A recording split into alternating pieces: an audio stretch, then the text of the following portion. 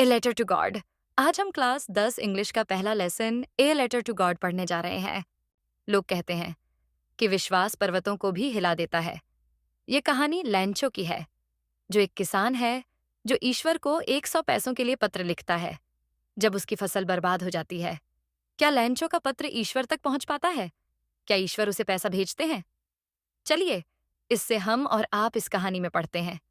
वह अकेला एकमात्र घर जो एक छोटी सी पहाड़ी की चोटी पर था। इस पहाड़ की ऊंचाई से नदी और पके हुए मक्के के खेत आसानी से देखे जा सकते थे। मक्के का खेत फूलों से भरा था, जिससे एक अच्छी फसल होने की उम्मीद हो रही थी। इस समय इन मक्के के खेत को एक अच्छी बारिश या कम से कम हल्की फुहार की जरूरत थी। लिंचो, जो अपने खेत को अच्छी तरह से जानता था, वह सुबह से ही आसमान की ओर नॉर्थ ईस्ट डायरेक्शन से आते हुए काले बादलों को देखे जा रहा था। लिंचो फिर अपनी पत्नी को एक आवाज लगाते हुए कहता है, सुनती हो, लगता है कि अब हमें सच में हमारे खेत के लिए पानी मिलने वाला है। रसोई में रात का खाना बना रही उसकी पत्नी ने रसोई से जवाब दिया, हाँ, अगर भगवान ने चाहा तो जरूर मिलेगा।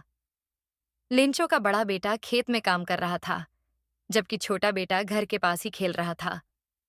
थोड़ी देर के बाद उसकी पत्नी बाहर आकर जोर से आवाज लगाते हुए कहती है कि रात के खाने के लिए सब अंदर आ जाओ। उनके खाने के दौरान ठीक वही हुआ जैसा लेंचो ने भविष्यवाणी की थी। अचानक बड़ी बड़ी बारिश की बूंदें गिरने लगीं। नॉर्थ ईस्ट डायरेक्शन से बड़े बड़े पहाड़ों जैसे बादल दिखाई दे रहे थे, जो धीरे धीरे और नजदीक आ रहे थे। हवा ताजी और सुहावनी बह रही थी।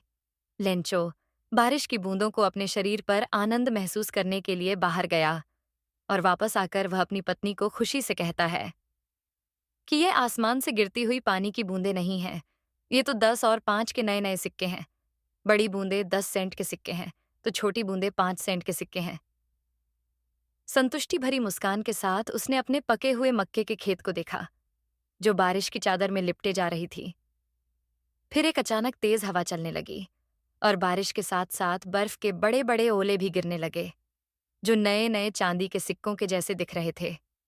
उसके बच्चे वर्षा में भीगने की परवाह न करते हुए उन जमे हुए बर्फ की मोतियों को इकट्ठा करने बाहर भागे। अचानक लेंचो चिल्लाया, ये तो ठीक नहीं हो रहा है। उम्मीद करता हूं कि ये बर्फ के बड़े बड़े ओले गिरने जल्दी ही बंद हो जाएंगे। लेकिन वह बर्फ के ओले गिरने बंद नहीं हुए। लगभग 1 घंटे तक ओले बरसते रहे। घर, बगीचा, पहाड़ी, मक्के के खेत और पूरी घाटियों पर, जहाँ देखो, पूरा खेत बर्फ के ओले के गिरने से सफेद सफेद हो गया था, मानो सभी जगह नमक की चादर बिछ गई हो। किसी भी पेड़ पर एक भी पत्ते नहीं दिख रहे थे। उसका खेत पूरी तरह नष्ट हो चुका था। मक्के के पौधों से फूल भी झड़ चुके थे। लेंचो का दिल दुख से भर गया। जब तूफान थमा, तब लेंचो खेत के बीच खड़ा होकर अपने बेटों से कहने लगा, अगर मेरे खेतों में टिड्डियों का झुंड भी आता, तो भी हमारा इतना बड़ा नुकसान नहीं होता। वह भी हमारे लिए इससे ज्यादा फसल छोड़कर जाता।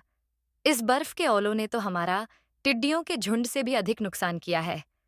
ओलों ने हमारे लिए कुछ भी नहीं छोड़ा। इस साल हमारे पास कोई अनाज नहीं होगा। वह पूरी रात उसके परिवार के लिए बहुत दुखद था। लेंचो ने कहा, हमारी पूरे साल की मेहनत बेकार चली गई। हमारी कोई मदद नहीं करेगा। शायद हम सभी इस साल भूख से मारे जाएंगे। परंतु उन परिवार वालों के दिलों में, जो उस अकेले पहाड़ी के बीच उस घर में रहते थे, उनके मन में एकमात्र आशा थी, जो थी ईश्वर से मदद की आशा। फिर लेंचो कहता है कि तुम लोग इतना दुखी मत हो। भले ही हम पूरी तरह से बर्बाद हो गए हैं, लेकिन याद रखो, कोई भूख से नहीं मरता। वह फिर से कहराते हुए कहता है, ऐसी कहावत है, कोई भूख से नहीं मरता। पूरी रात लेंचो बस एक ही उम्मीद भगवान की मदद के बारे में सोचता रहा, जिसके बारे में उसके माता पिता ने उसे सिखाया था कि भगवान सब कुछ देखता है, यहां तक सभी के भीतर छिपी मन की बातें भी। लेंचो, जो एक बैल की तरह मेहनत करने वाला किसान था, वह खेतों में जानवर की तरह काम करता था, लेकिन फिर भी वह पढ़ना लिखना जानता था। अगले रविवार को सुबह उसने एक पत्र लिखना शुरू किया।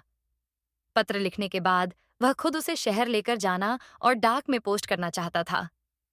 यह कोई साधारण पत्र नहीं था, बल्कि भगवान के नाम एक पत्र था, जिसमें उसने लिखा था, हे भगवान, अगर आपने मेरी मदद नहीं की तो इस साल मैं और मेरा परिवार भूख से मारे जाएंगे।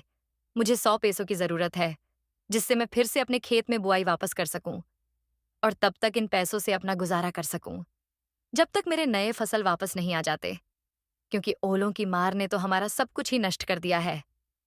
उसने लिफाफे पर टू गॉड लिखकर उसमें पत्र रखा और अभी भी वह चिंतित मन से शहर की तरफ चलते जा रहा था। पोस्ट ऑफिस पहुंचकर उसने अपने पत्र पर टिकट लगाया और उसे लेटर बॉक्स में डाल दिया। वहां काम करने वाला एक कर्मचारी, जो डाकिया था और डाकघर के कामों में मदद करता था, वह जोर जोर से हंसते हुए वह पत्र द लेटर टू गॉड को अपने बॉस के पास लेकर गया। उसने अपने करियर में पहली बार ऐसा एड्रेस देखा था, पोस्टमास्टर, जो एक मोटा और खुशमिजाज आदमी था। पहले तो वह जोर जोर से हंसा, लेकिन तुरंत ही गंभीर भी हो गया।